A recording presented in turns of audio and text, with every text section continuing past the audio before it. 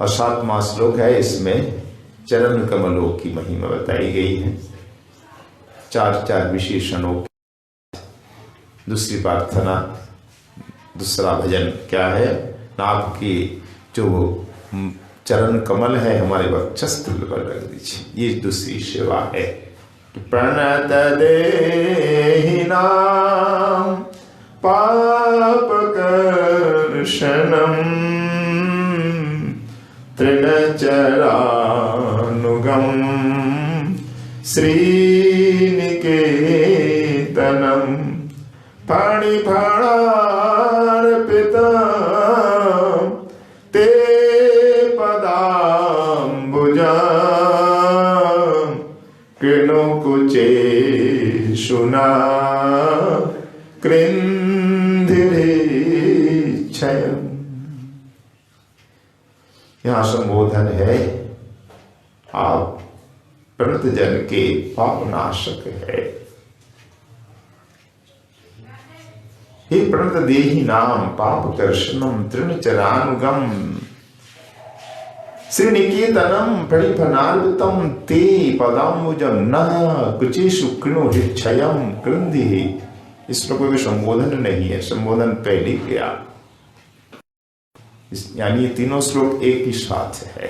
संबोधन पहली सेवा थी मुख कमल का दर्शन कराइए। दूसरी सेवा है आपके चरण कमल किस प्रकार है? प्रणत जनों के पाप नाशक और गायों के पीछे पीछे चलने वाले चरण कमल, और श्रीनिकेतनम सभी प्रकार की संपत्ति शोभा का निकेतन आश्रय स्थल है आपके चरण कमल। तीसरा विशेषण। चौथा है काली नाग के फण पर नचने वाले आपके चरण। तो ऐसे चरण कमल आप हमारे वक्षस्थल पर स्थापना कर दीजिए, जिससे हमारी भीतर जो भयंकर विरह अग्नि जल रही है, काम पीड़ा धड़क रही है, वो प्रशमित हो जाएगी, शांत हो जाएगी। तो इसकी जो व्याख्या है, 4 विशेषण।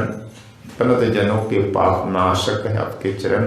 आपके चरण गौ माता के गायों के पीछे पीछे चलने वाले हैं। आपके चरण सभी शोभा संपत्ति के निकेतन है। काली फन में अर्पित है आपके चरण। ऐसे चरण। तो 4 विशेषणों की सुंदर व्याख्या हमारे टीकाकार आचार्य चरण कर रहे हैं। सर्वप्रथम जी गोस्वामी जी के टीका, फिर विश्वनाथ चक्रवर्ती जी के टीका, इसमें अपूर्व स्वादन दिया है आचार्यों ने। थोड़ा सा हुआ था, पहले हम जी गोस्वामी जी के टीका का स्वादन करते हैं। मूल टीका से आस्वादन नहीं हुआ, कल तो बंगला में भी हुआ था भावार्थ। आज मूल टीका के साथ आस्वादन हुआ। तो शिवजी गोपियां कह रही हैं, प्रणत देहि नाम पाप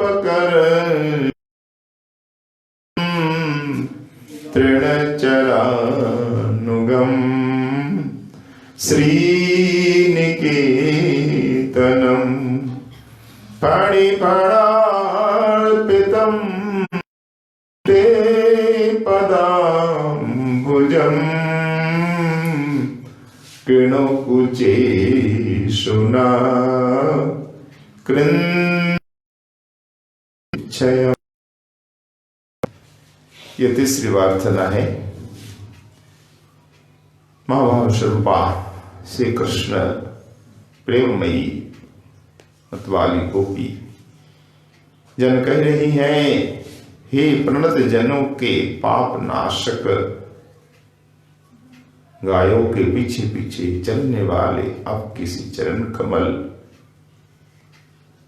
सभी शोभा संपत्ति का निकेतन है।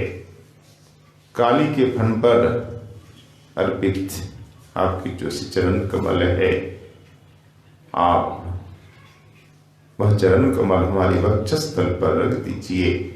हमारी काम पीड़ा नाश कीजिए। ये मूल अनुवाद है। गौड़ी वैष्णव आचार्य वर्ग विद्वत चक्र चूड़ामणि गोस्वामी जी महाराज बोल रहे हैं अपनी वैष्णव तोषणी टीका में, अथ द्वितीयेन हृदयांतरंग तद विरह ताप शांतया प्रलेपो औषधम इव प्रथमं तद हृदय बहिरीव तद अंग संगं पार्थयमाना दैन्येन तच्चरण मात्रस्यैव संगम तद गुणानुवादम वादपूर्वकं प्रार्थयन्ते। तो जी गोस्वामी जी के अनुसार ये दूसरी प्रार्थना है। पहले तो केवल मस्तक पे हाथ धर दीजिए, यानी हमारा क्या अंगीकार कीजिए, हमें अपना लीजिए। और पहली प्रार्थना दूसरे श्लोक में जल रुहाननम चारुदर्श है, उसमें छठे श्लोक। और सातवें श्लोक में दूसरी प्रार्थना ये कृणुकुचीषु न कृंधिरिक्षयम। तीसरी प्रार्थना होगी अधरशी धुना पायश्वन।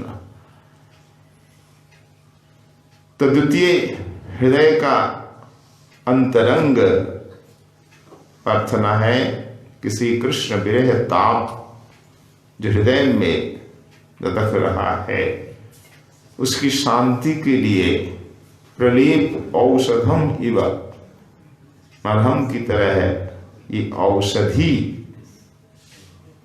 के रूप में चरण स्थापना की प्रार्थना कर रहे हैं कि आप अगर हमारे हृदय के ऊपर चरण रख देंगे तो हृदय में जो विरह अग्नि जल रही है उसकी शांति होगी। आपके चरण ही मरहम का काम करेगा। तो चरण स्थापना की प्रार्थना के रूप में अंग संग की प्रार्थना ही गोपी कर रही है। तो दीनता पूर्वक केवल चरण मात्र ही चाह रही है इस समय, और उन चरणों का गुणानुवाद भी कर रही है। तो आपके चरण कैसे हैं गुण वर्णन करती हुई कहती हैं, प्रणत देहि नाम पाप कर्षणम चरण पंकजम ते तव कमला तावकम। आपके जो चरण है ना वो असाधारण है। चरण पंकजम ते माने तावकम, आपके चरण कमल असाधारण है। किंबा तदयानम अस्माकम कुचेषु कृणु निधेहि। वो चरण हमारे मन हम तो आपकी है ना, तो आपकी जो गोपी है आप हमारे वक्षस्थल पर रख दीजिए। ननु निर्भया पापादहम विभेमि। श्याम सुंदर बोल रहे, अरे गोपी तुम तो निर्भय हो, तुम्हें तो पाप का भय नहीं, पर मुझे तो पाप का भय है।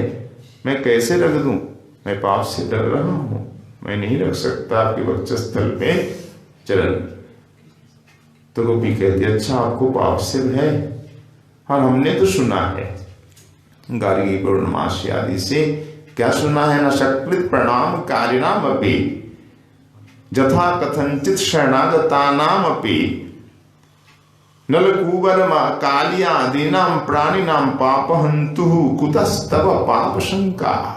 हमने जो सुना है, जो देखा है, अगर एक बार भी किसी ने आपको प्रणाम किया और जैसे तैसे आपकी शरण में आया, ऐसे व्यक्तियों का आपने पाप नाश किया है। जैसे नलकुबर मणिक्री काली आदि का पाप क्या आपने नाश नहीं किया? पापों का विनाश करने वाले, तो आपको भी पाप की आशंका। किंबा मदादिना सागसु युष्मासु तदा चरणम अयुक्तम।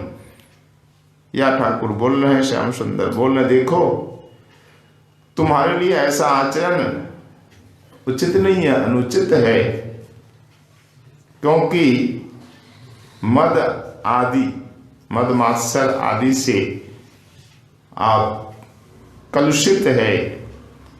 तो आपके लिए आपके वक्षस्थल पर चरण रखना मेरे लिए अनुचित होगा, मैं ऐसा नहीं कर सकता। तो उत्तर में गोपी कहती है क्यों? परंतु देही नाम पाप कर्षणम। क्या काली का पाप कम था क्या? जब के चरण में शरणागत होता है, प्रणाम करता है, तो आपने काली का पाप नाश कर दिया। अगर हमारे भीतर पाप है तो आपके चरण स्पर्श मात्र सारे पापों का विनाश हो जाएगा। ठाकुर श्री बोल रहे कि तुम लोगों ने मान किया था मद की, मद भी था तुम्हारे भीतर, ये भी तो पापी है।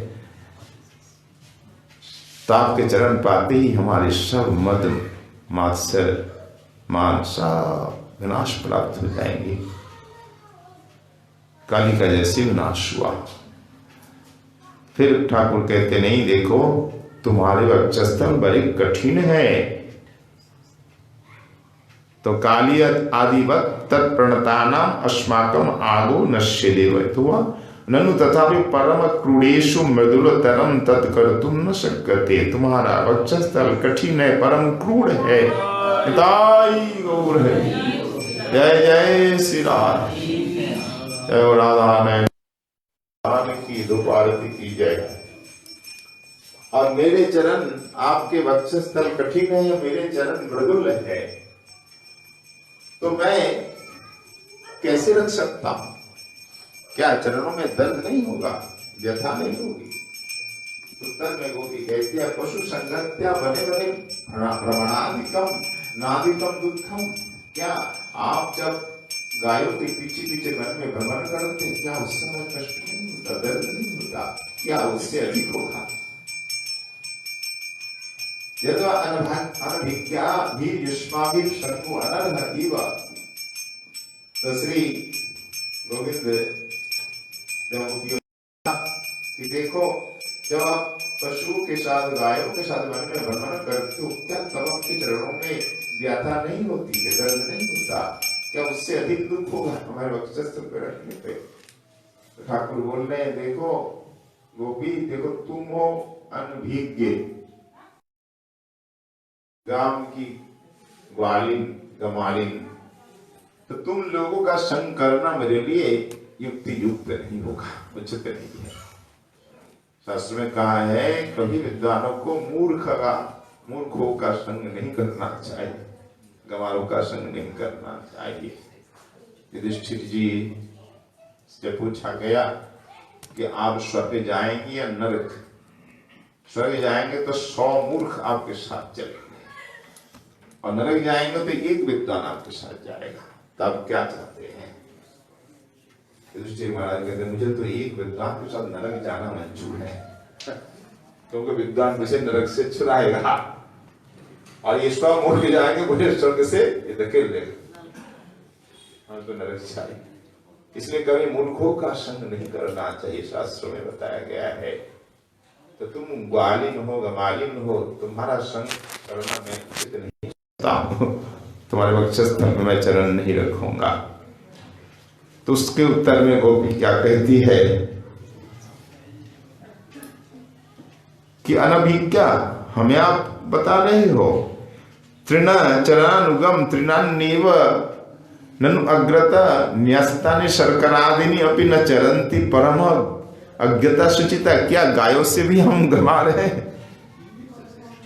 अरे अज्ञ तो ये गाय है जिसको तुम चराते हो। देखो, इन गायों के सामने अगर मीठा रख दो ना, तो मिष्टान को गाय नहीं खाती है, सामने घास हो तो घास की ओर चली जाती है, ऐसा देखा जाता है। सुंदर घास हो, कोमल, चाहे कितनी भी आप अच्छी वस्तु दो, मिष्टान दो, पर उसे त्याग करके गैया घास खाने चरने चली जाती है।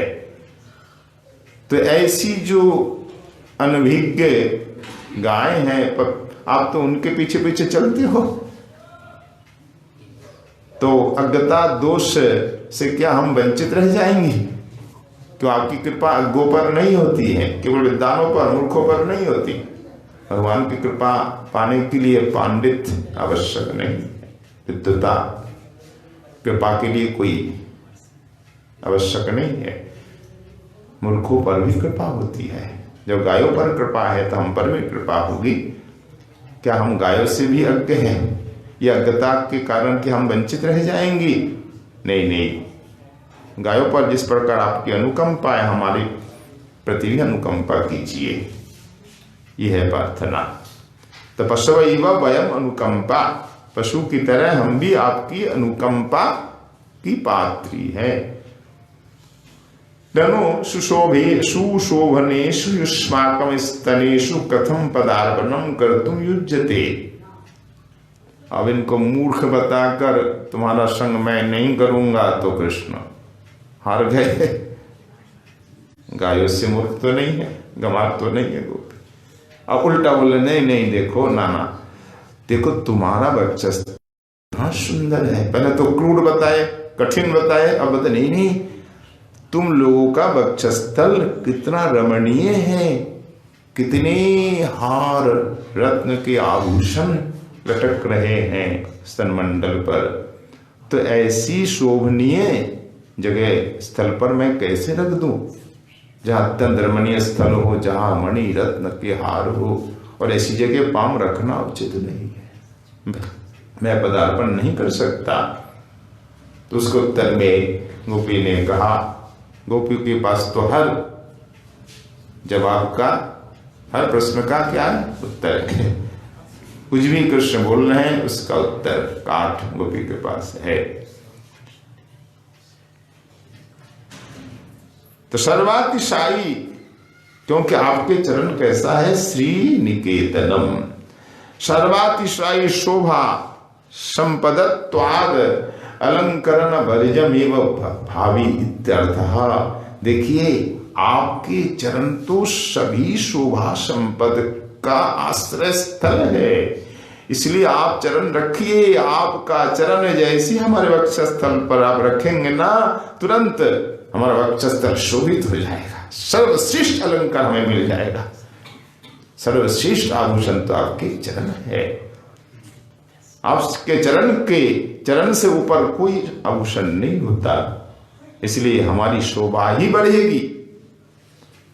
फिर ठाकुर ने कहा, देखो देखो गोपी, मैं रख तो सकता हूं पर तुम्हारे पतियों से मैं बड़ा भयभीत हूं, डरता हूं। अच्छा आप हमारे पतियों से डरते? हाँ, भीरु स्वभाव, क्योंकि मैं थोड़ा भीरु स्वभाव वाला हूं। क्या ठाकुर भीरु स्वभाव वाले हैं? तो डर जाते अघासुर से।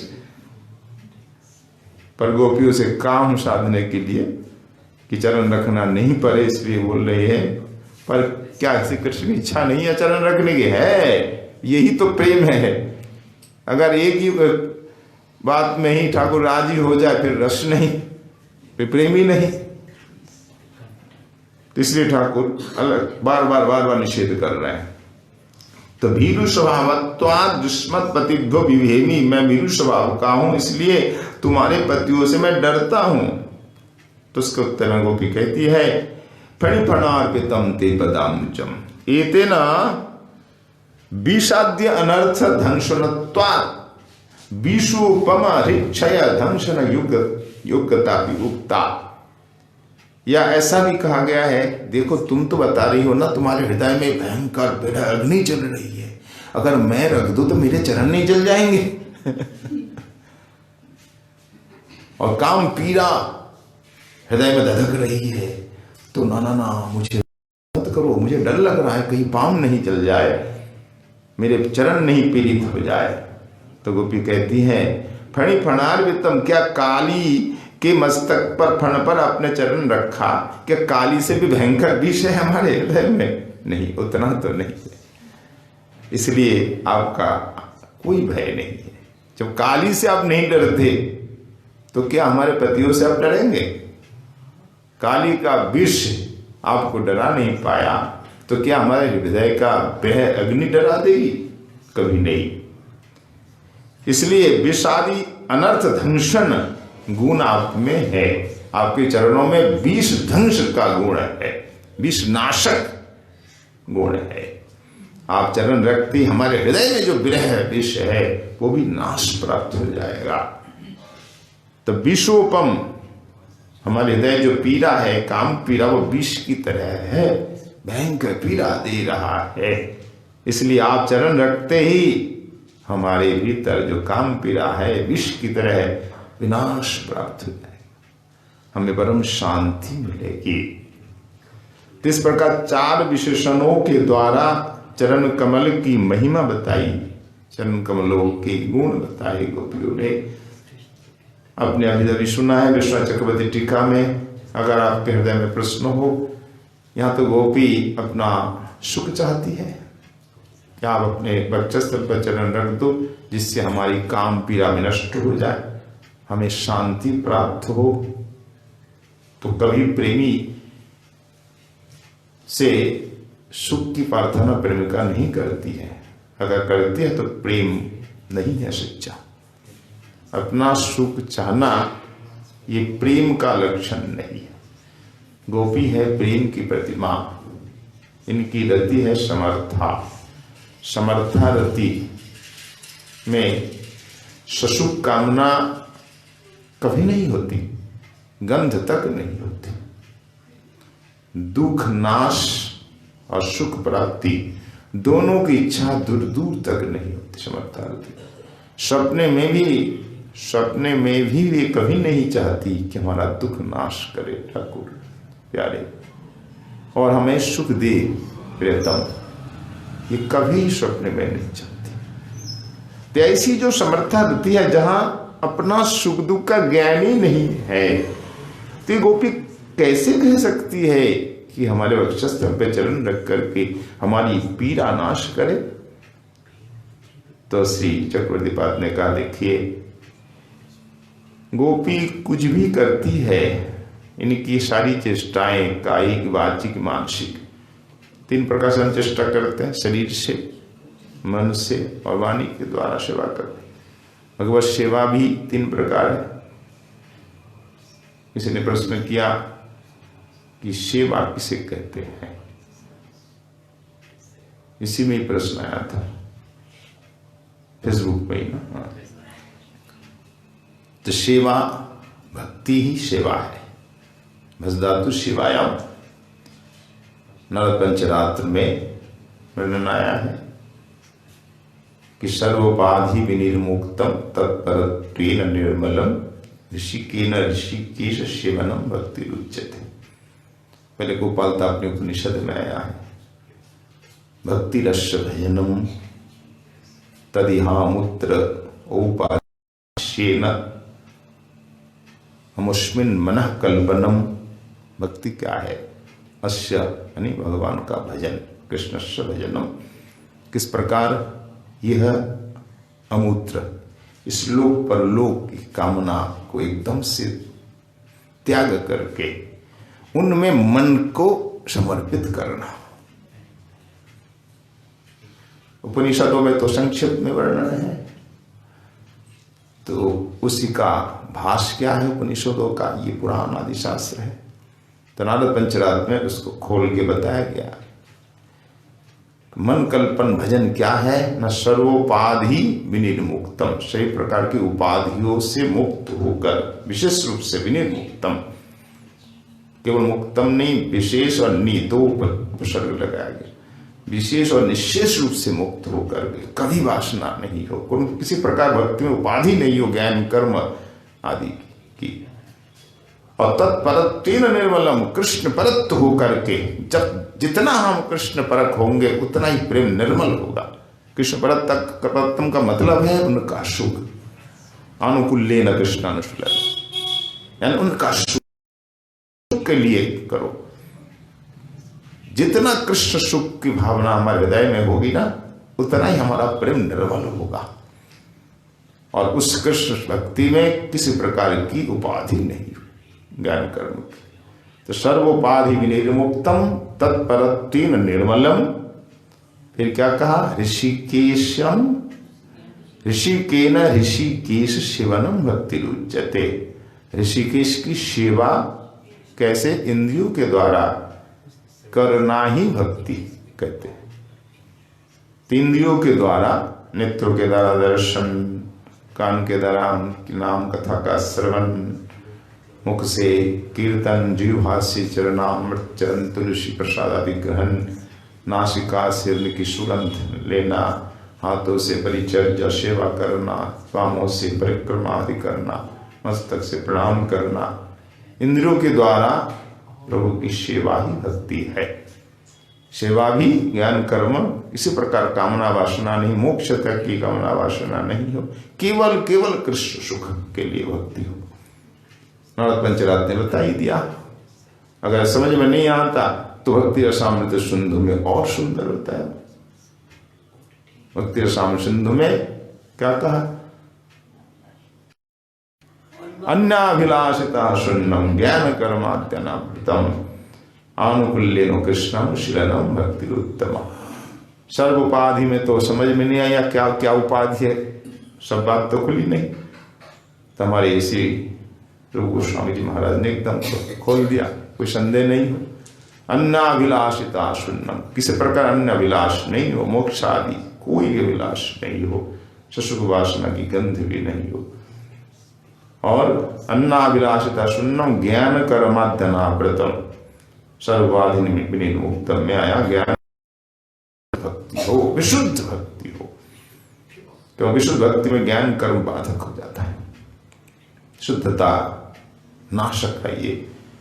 और आनुकूल्येन तत्परत्वेन आनुकूल्येन कृष्ण, कृष्ण के अनुकूल जिससे ठाकुर को सुख हो उस प्रकार सेवा करो, उसे भक्ति कहते हैं। उत्तमा भक्ति। तो भक्ति सेवा, सेवा की बात आई। अब सेवा कैसे करें, सेवा किसे कहते हैं, प्रश्न करने वाले बहुत प्रश्न कर सकते हैं। तो सेवा क्या, उसकी भी व्याख्या है, टीकाओं में बताया। भक्ति रसामृत सिंधु की टीकाओं, दुर्गम संगमिनी में हमारे मिश्रा चक्रवर्ती जी की टीका में, मुकुंदा गोस्वामी टीका में। तो कायिकी, मानसी, वाचिकी तीन प्रकार सेवा होनी चाहिए। सेवा की व्याख्या, कायिक सेवा क्या है? शरीर से सेवा। शरीर से क्या है? प्रणाम करो, ठाकुर की रसी बनाओ, श्रृंगार करो, मंदिर में अर्चन करो। अनेक प्रकार की कायिक सेवा अम्बरीश महाराज करते थे। अगर कायिक सेवा का उदाहरण कोई चाहिए, आपके पास सर्वश्रेष्ठ उदाहरण अम्बरीश जी महाराज का। किस प्रकार कायिक सेवा होनी चाहिए? उसे दर्शन करना, मुख से गुणगान करना, कानों से श्रवण करना, नाक से सुगंध और हाथों से परिचर्या, श्रृंगार, झाड़ू आदि लगाना, ये सब परिक्रमा करना, प्रणाम करना, ये सब कायिक की सेवा हमें करनी होगी। कायिक सेवा मुख्य है, कलियुग है। हम करेंगे मानसिक सेवा ही करेंगे, हम योग करेंगे तब ना। पहले कायिक की सेवा हमें करनी होगी, मानसिक सेवा अंतिम में। जो शरीर से सामर्थ्यहीन है और जिनका मन वहां तक पहुंचा है, योग्यता को प्राप्त किया, वो मानसिक सेवा का अधिकारी है। अभी कोई नहीं, उनसे मन चंचल है, मन लगेगा ही नहीं।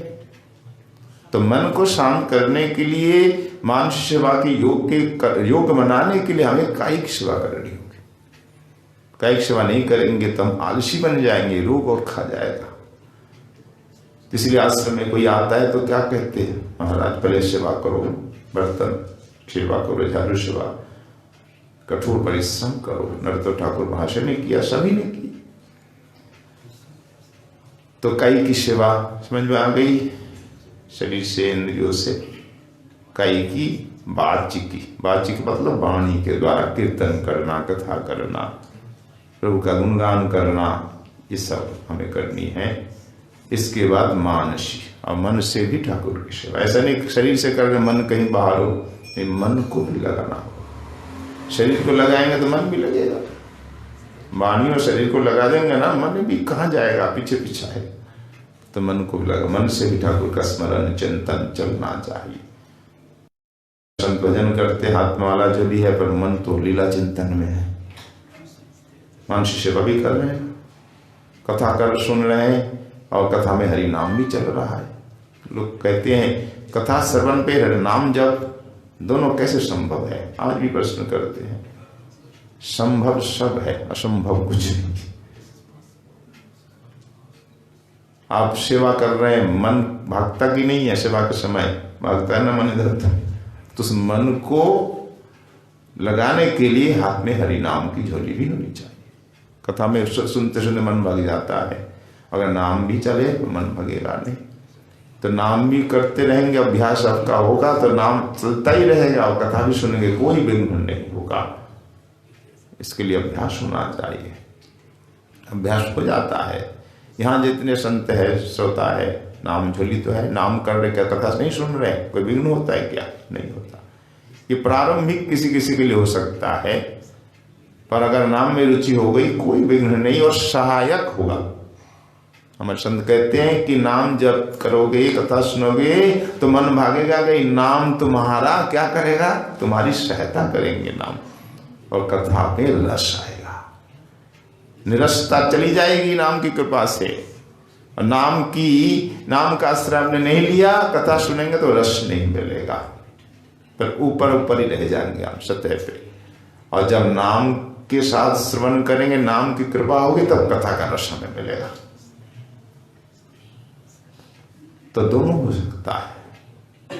जैसे आज भी नाम जप रहे हैं, लीला स्मरण भी कर रहे हैं सब, तो ठाकुर सेवा भी करो, मन भी ठाकुर में लगा रहे। मैया कर रही ना, दही मंथन कर रही और ठाकुर का नाम भी कर रही, अचिंतन में तीनों हो रहा है कि नहीं? तीनों एक साथ, सेवा भी, स्मरण भी, कीर्तन भी। तो काई की, मानसी की, बाची की सेवा किसे कहते हैं? सर्वश्रेष्ठ उदाहरण मां यशोदा जी का। देखो तीनों एक साथ सेवा, इस प्रकार हमें सेवा करनी होगी। तो गोपी तो तीनों प्रकार से सेवा करती है ना, बोला हाँ। इनकी काई की, वाच की, मानसी तीनों जो चेष्टाएं हैं केवल कृष्ण सुख के लिए है। ये हर समय यही चेष्टा करती है श्री कृष्ण के सुख का उद्दीपन हो, इसलिए शरीर को सजाती है कि हम बहुत अच्छी लगे, जिससे श्री कृष्ण को सुख हो। इसी प्रकार वाणी कहती है जिससे कृष्ण को सुख हो, उद्दीपन हो। उसी प्रकार मानसी चेष्टा भी रहती है। तो कृष्ण सुख के लिए जिनका जीवन है, रूप यौवन सब कुछ कृष्ण सेवा के लिए, सुख के लिए, तो वो आखिर कैसे कह सकती है कि आप चरण रख करके हमें हमारी काम का विनाश करें, हमें सुख दें? बोले नहीं नहीं, ये अपने लिए नहीं कह रही है, ये श्री कृष्ण के सुख के लिए कह रही।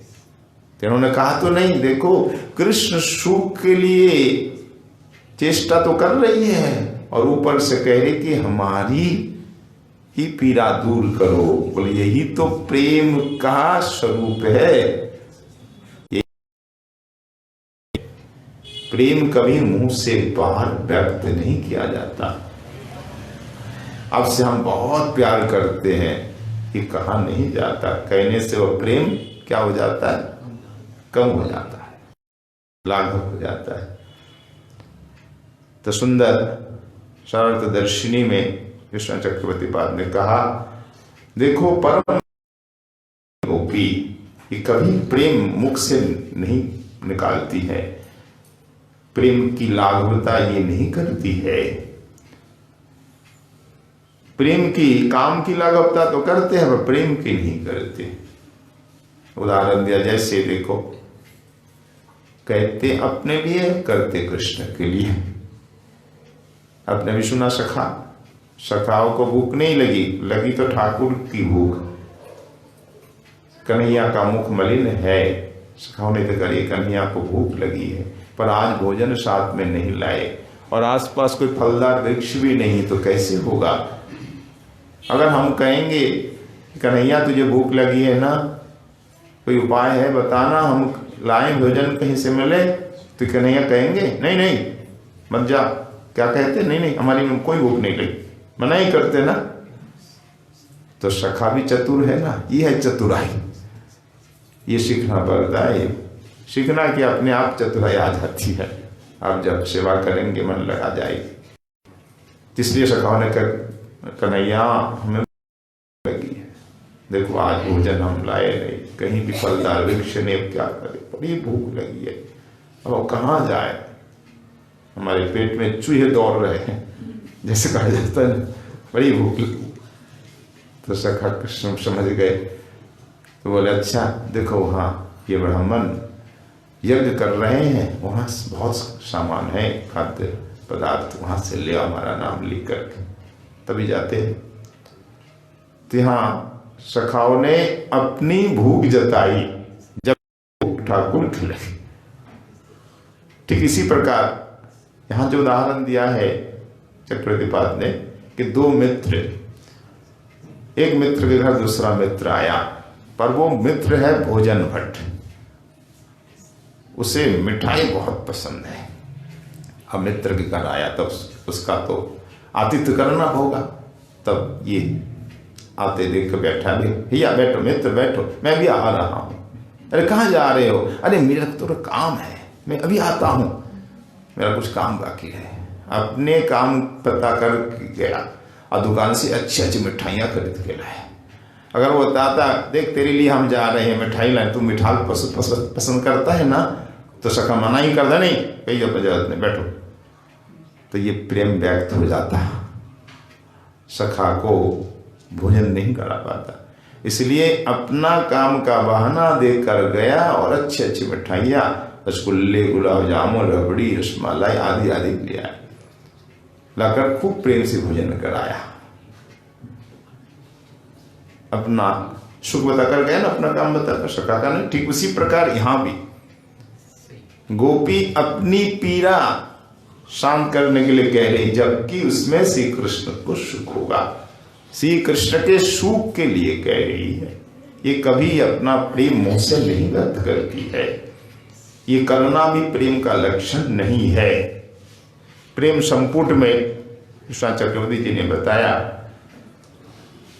अगर कोई कहता है कि मेरा निस्वार्थ है, मैं अपने लिए कुछ नहीं करता, केवल तुम्हारे लिए करता हूं, तुम्हारा सुख मैं चाहता हूं, ऐसा कहना प्रेम को छोटा करना, कम करना। उदाहरण है प्रेम संपुट में लक्षण है कि प्रेमादयो रसिकयोरपि दीप एव तद्हृदवेश्म भाषयति निश्चलम एव भाति द्वारादयं वदनतश्च बहिष्कृतश्च निर्वाति शीघ्रम अथवा लघुताम उपैति। ये प्रेम संपुट के वचन है कि देखिए, प्रेम दोनों रसिकों के हृदय रूपी घर में दीपक की तरह उद्भासित रहता है। जब तक घर के भीतर दीपक है तब तक घर प्रकाशित है। जैसे ही आप दीपक को बाहर ले गए द्वार के बाहर, तो रोशनी कम हुई घर की, और हवा के झोंके में दीपक बुझ भी सकता है, आशंका है। ठीक उसी प्रकार प्रेम जब तक हृदय रूपी घर के भीतर है तब प्रेम दीपक प्रकाशित है, हृदय को प्रकाशित करता है। जैसे ही प्रेम मुख रूपी द्वार से बाहर गया कि रोशनी कम हो गई, प्रकाश कम हो गया, या बुझ भी सकता है। इसलिए प्रेम कभी वाणी के द्वारा व्यक्त करने की वस्तु नहीं है। कभी नहीं कहता प्रेमी कि मैं आपसे बहुत प्यार करता, आपको मैं बहुत चाहता हूं। ऐसा कहना कपटता के लक्षण है। सच्चा प्रेम में ऐसा नहीं कहा जाता है। चक्रवर्ती हमारे कवि कर्णोपुरवाद में बहुत उदाहरण दिया है। तो ससुख तात्पर्य अभाव, तो अपना ससुख तात्पर्य अभाव है। यहाँ न तो ठाकुर अपना सुख चाहते हैं, न गोपी चाहती। अर्थ प्रेम है, निस्वार्थ, अपना सुख दुख का क्या ज्ञान तक नहीं है। कैसे हमें सुख मिलेगा, किस प्रकार हमारा दुख का विनाश होगा। तो ठाकुर है प्रेम वशीभूत, प्रेम अवश्य है। सभी शास्त्र में ऐसा कहा है, प्रेम से ही ठाकुर वशीभूत होते हैं, न कि काम से, अन्य कोई उपाय से। न पारे हम निर्बद्ध संयोजन साधु कृतम विदाई श्रापी, वह श्लोक से भी बताया ठाकुर ने, मैं प्रेम से ही वशीभूत होता हूँ। और बाकी जो टीका है वो अब वैष्णव तोषणी के अनुसार ही है। जो कहा गया है कि आपके वक्षस्थ पर चरण रखने में मैं डरता हूँ, पाप से भय खाता हूँ। क्या पाप है? आपके चरणों में शरणागत होते ही सारे पाप अब नाश करते हैं। पाप नाशक गुण आपके चरणों में है। पाप से काहे का डर है आपका? नहीं, तुम्हारे चरण वक्षस्थल कठोर है, मेरे चरण अत्यंत सुकुमार है। आहा, तुम गायों के पीछे पीछे चल सकते हो, तब चरणों में व्यथा नहीं होती, दर्द नहीं होता। हमारे वक्षस्थल में दर्द होगा, ऐसा मत कहो, बहाना मत बनाओ। नहीं नहीं, देखो तुम्हारे वक्षस्थल कितना सुंदर है, कितने मणि के रत्नों के आभूषण है, मैं कैसे रख सकता हूँ। ना ना ना, ऐसा मत करो। नहीं नहीं प्यारे, हमारे वक्षस्थल ना तुम्हारे चरण पड़ते ही धन्य हो जाए। असली आभूषण तो आपके चरण है, एक बार रख दीजिए ना प्रियतम। बोले नहीं नहीं, हम तो डरते हैं तुम्हारे पतियों से। पतियों से डरते हैं? जब काली से आपने नहीं डरा, पतियों से खाएगा डर। अब रख दीजिए आपके हमारे वक्षस्थल पर चरण। तो चरण के 4 विशेषण है, गुण बताया ना। त्रिचरा प्रणत देही नाम पाप कर्षणम, एक त्रिचरानुगम पे श्रीनिकेतनम और फणिफणार्पित, 4।